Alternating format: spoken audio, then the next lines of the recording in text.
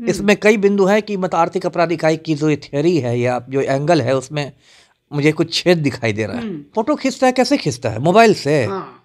एक तरफ आप कह रहे हैं कि 8 लेयर की सिक्योरिटी है, एक तरफ आप कह रहे हैं कि मतलब आप जूते पहन के नहीं जा सकते हैं, मतलब इतनी कड़ाई हो रही है, तो फिर फोटो कैसे खींचता है? बिहार सरकार ने, पलटू राम ने एक जिद पकड़ ली है, इसको प्रतिष्ठा का प्रश्न बना लिया है कि नहीं, रद्द नहीं करेंगे हम पेपर।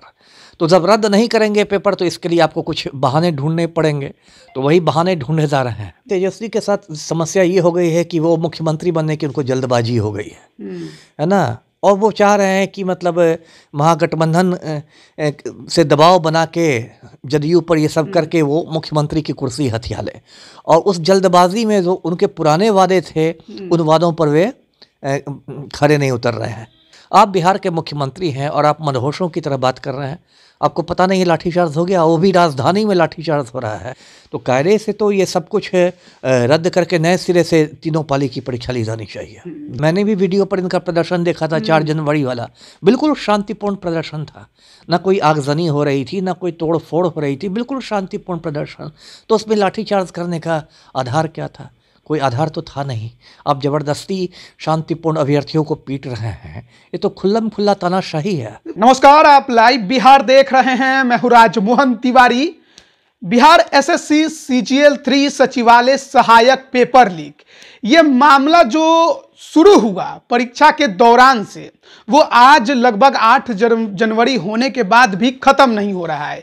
पेपर लीक के मामले ने तूल पकड़ा, एक पाली की परीक्षा रद्द हुई और दूसरे तीसरे पाली की परीक्षा रद्द कराने के लिए जो तमाम अभ्यर्थी थे वो राजधानी पटना की सड़कों पर भी उतर गए, लेकिन इससे हुआ कुछ नहीं। उनकी मांग अब तक नहीं सुनी गई। लेकिन आर्थिक अपराध इकाई ने जांच की जो नई रिपोर्ट सामने पेश की है, वो अपने आप में अभ्यर्थियों के अंदर संशय पैदा कर दे रही है और उनको समझ में नहीं आ रहा कि हो क्या रहा है। आखिरकार तीसरी पाली की परीक्षा को रद्द कराने के लिए सोशल मीडिया में जाल फैलाया गया, ऐसा आर्थिक अपराध इकाई कह रही है। इसी पर बात करेंगे। हमारे साथ पूर्व आईपीएस अमिताभ दास जी हैं।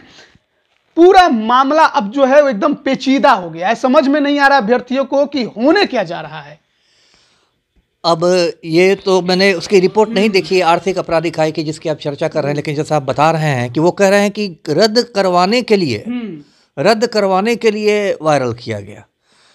तो अब ये बात पूरी हजम नहीं हो रही है मुझे। इसमें कई बिंदु हैं कि मतलब आर्थिक अपराध इकाई की जो थियरी है या जो एंगल है उसमें मुझे कुछ छेद दिखाई दे रहा है। एक छेद तो ये दिखाई दे रहा है कि रद्द करवाने के लिए वायरल किया गया, तो प्रश्न पत्र तो आप लाने नहीं देते हैं घर पर। तो ये तो नहीं है कि कोई प्रश्न पत्र घर पर ले आया, उसकी तस्वीर लेके उसने फिर टाइमिंग में एडिट करके उसको पहले के टाइमिंग से वायरल किया। तो ये कैसे संभव है? दूसरी बात, आप कहते हैं कि मोबाइल अंदर नहीं ले जा सकते हैं परीक्षा में, तो यदि मोबाइल कोई अंदर नहीं ले जा सकता था तो फिर तस्वीर कैसे खींच ली गई? तो इन सवालों का क्या जवाब है आर्थिक अपराध इकाई के पास? आर्थिक अपराध इकाई के जवाब को देखिएगा तो वो कहते हैं कि बीएस कॉलेज दानापुर सेंटर पर एक अभ्यर्थी जो है परीक्षा समाप्त होने के 1 मिनट पहले पेपर, जो तमाम क्वेश्चन पेपर है उनका फोटो खींचता है और उसे अपने दोस्तों को भेज देता है। उसी का समय एडिट करके ये लोग सोशल मीडिया में वायरल करते हैं। फोटो खींचता है, कैसे खींचता है? मोबाइल से। एक तरफ आप कह रहे हैं कि 8 लेयर की सिक्योरिटी है, एक तरफ आप कह रहे हैं कि मतलब आप जूते पहन के नहीं जा सकते हैं, मतलब इतनी कड़ाई हो रही है, तो फिर फोटो कैसे खींचता है? ये क्या फेल्योर नहीं है आयोग का? ये भी तो आयोग की नाकामी हुई कि फोटो किसी 1 मिनट पहले या 2 मिनट पहले, ये बात इररिलेवेंट है, इस अप्रासंगिक है। 1 मिनट पहले खींचा, 2 मिनट फिर उससे खींचा कैसे? मोबाइल कहाँ से आया? इस बिंदु पर क्या जांच हो रही है? तो अब मैं क्या कहूँ, मुझे तो लगता है कि अब जैसे कि बिहार सरकार ने, पलटू राम ने एक जिद पकड़ ली है, इसको प्रतिष्ठा का प्रश्न बना लिया है कि नहीं, रद्द नहीं करेंगे हम पेपर। तो जब रद्द नहीं करेंगे पेपर तो इसके लिए आपको कुछ बहाने ढूंढने पड़ेंगे, तो वही बहाने ढूंढे जा रहे हैं। अच्छा। पलटू राम तो अभी समाधान यात्रा पर निकले हुए हैं। उन्होंने कहा, उनसे कहा गया कि लाठीचार्ज जो हुआ, तो कहते अरे मुझे तो पता ही नहीं, लाठीचार्ज हो गया, लाठीचार्ज बताइए। आप बिहार के मुख्यमंत्री हैं और आप मदहोशों की तरह बात कर रहे हैं, आपको पता नहीं लाठीचार्ज हो गया, वो भी राजधानी में लाठीचार्ज हो रहा है, हज़ारों लोगों पर हो रहा है, सारे यूट्यूब चैनल्स दिखा रहे हैं, टीवी चैनल्स दिखा रहे हैं।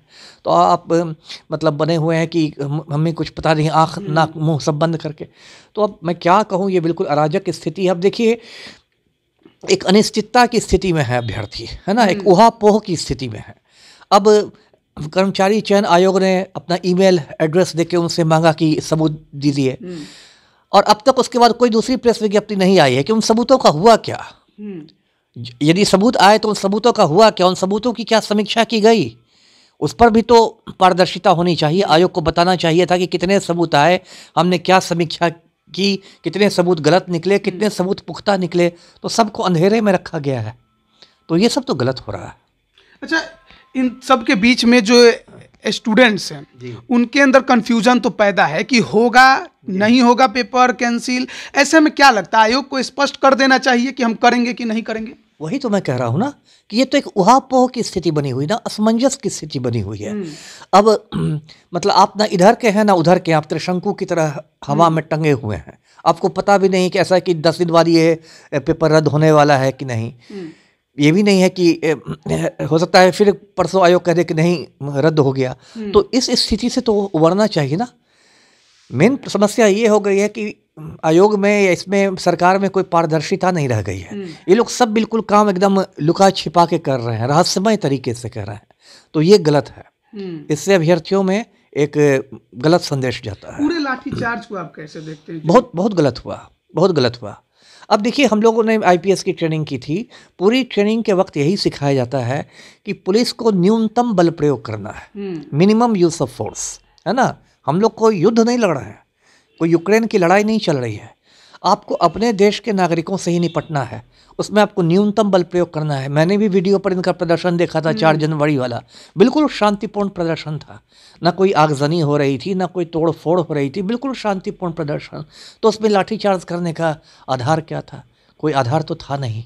आप जबरदस्ती शांतिपूर्ण अभ्यर्थियों को पीट रहे हैं, ये तो खुल्लम खुल्ला तानाशाही है।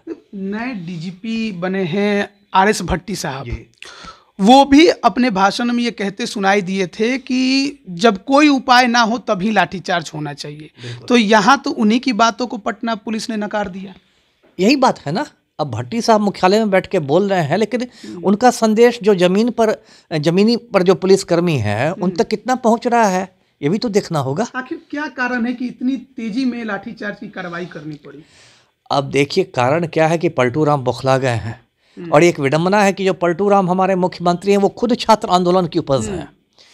ये बात हम लोग को याद रखनी चाहिए। 1974 में बिहार में बहुत बड़ा छात्र आंदोलन हुआ था जेपी के नेतृत्व में, ये पलटू राम उसकी उपज हैं।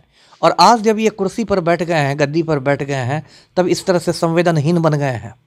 ये लोग डरा के, धमका के, लाठी से, गोली से, आंसू गैस से ये लोग जनता की आवाज़ को कुचलना चाह रहे हैं। अब इसको आप सत्ता का नशा कह लीजिए या जो भी कह लीजिए, लेकिन ये सब बहुत दुर्भाग्यपूर्ण स्थिति है। तेजस्वी से युवाओं को बहुत उम्मीद थी, लेकिन उनके सरकार में आने के बाद ऐसा लगता नहीं है कि जो उम्मीद उनसे पाली थी अभ्यर्थियों ने, वो उनके साथ खड़े हैं।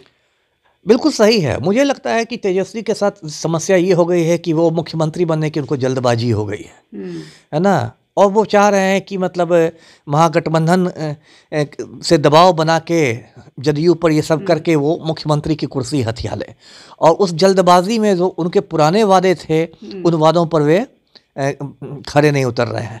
आपको याद होगा कि बीपीएससी का पेपर जब लीक हुआ था 8 मई को, तो तेजस्वी ने कहा था कि हर अभ्यर्थी को 5-5 हज़ार रुपये मिलना चाहिए। लेकिन जब वही पेपर बीएसएससी का लीक हुआ तब उन्होंने मौन धारण कर लिया। तो इस तरह से उनकी अपनी विश्वसनीयता खत्म हो रही है। ऐसे में जो भले ही आर्थिक अपराध इकाई इसे कोई एंगल दे रही है, लेकिन अभ्यर्थी अभी भी डटे हुए हैं कि हमें अब इस परीक्षा पर भरोसा नहीं है, विश्वास नहीं है। ऐसे में इसके रिजल्ट पर भी उनको भरोसा और विश्वास नहीं होगा।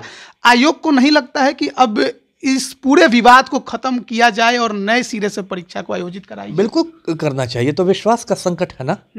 यदि एक बार उसकी प्रक्रिया से लोगों का विश्वास उठ जाएगा तो अब यही आयोग का पेपर 2017 में भी लीक हुआ था। उस समय भी बड़े बड़े अधिकारी गिरफ्तार किए गए थे। अब नहीं मालूम मुझे कि वो दोषी थे या निर्दोष थे, लेकिन महत्वपूर्ण गिरफ्तारियां हुई थी। तो ये आयोग ने क्या मतलब सिलसिला चला रखा है।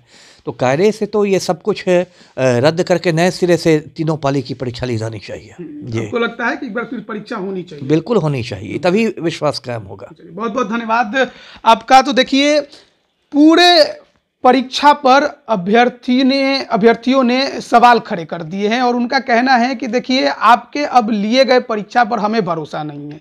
आंदोलन भी किया, उसके पहले ट्विटर पर महासंग्राम भी किया, कुछ हासिल अब तक नहीं हुआ है। आर्थिक अपराध इकाई अपना जांच कर रही है, रिपोर्ट जो आ रही है उस पर अभ्यर्थी भी सवाल खड़ा कर रहे हैं, साथ ही साथ पूर्व आईपीएस अमिताभ दास जी भी सवाल खड़ा कर रहे हैं। और ऐसे में देखना होगा कि आयोग जो है वो क्या कुछ फैसला लेती है। सबूत उसने अभ्यर्थियों से मांगे थे, कैसे सबूत उसके सामने पेश किए गए, उन सबूतों का क्या हुआ, कितने आए, इस संबंध में भी कुछ भी सूचना किसी को नहीं दी गई। तो अभ्यर्थी जो है वो असमंजस की स्थिति में है कि क्या होगा क्या नहीं होगा। लेकिन एक बात तो तय है कि अगर परीक्षा रद्द नहीं हुई, रिजल्ट जारी किए गए, तो उस पर सवाल ये अभ्यर्थी उठाएंगे। और क्योंकि उन्हें अब इस पूरी परीक्षा की प्रक्रिया पर ही भरोसा नहीं है, ऐसे में जो तमाम लोग हैं उनका यही कहना है कि इस विवाद को खत्म करने का एक ही रास्ता है कि आप पूरी परीक्षा को कैंसिल करिए, नए सिरे से परीक्षा लीजिए। देखना होगा कि आयोग इस पर और सरकार कितनी गंभीरता से विचार करती है। बने रहिए लाइव बिहार के साथ। आप सभी का बहुत बहुत धन्यवाद। लाइव बिहार यूट्यूब पर सब्सक्राइब और फेसबुक पर लाइक जरूर करें।